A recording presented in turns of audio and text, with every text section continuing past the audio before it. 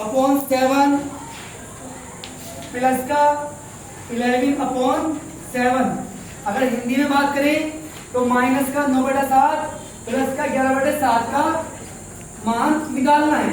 तो यहाँ पर करना है, यहाँ पहले हमें अंदर वाले मानों को हल करना पड़ेगा, उसके बाद आपको निरपेक्ष मान निकालना पड़ेगा। कहीं पर भी ये वाला चिन्ह आ जाए तो समझ जाना कि आपको निरपेक्ष मान वो कहे तब ना कहे तब। इस वाले मान से ही आपको समझ जाना है कि आपको निरपेक्ष मान निकालना है। जैसे कि आप प्लस के साइन से ये बात समझ जाती हो कि हमें यहाँ जोड़ना है, और माइनस के निशान से आप ये बात समझ जाते हो कि हमें यहाँ घटाना है, और गुणा के निशान से आप ये बात समझ जाते हो कि हमें यहाँ पर गुणा करनी है।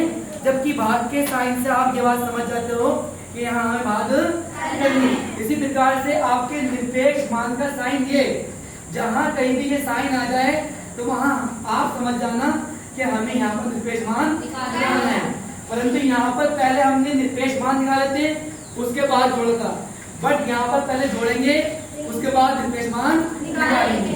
तो आइए देखते हैं किस तरह से हम इसको निकालते हैं।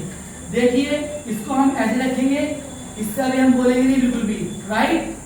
अब यहाँ देखो नीचे वाला मान क्या है, जब नीचे वाला मान एक्स्ट्रा होता है तो उसको एक बार बात माइनस आपका आ गई, ऊपर माइनस का 9 प्लस के 11।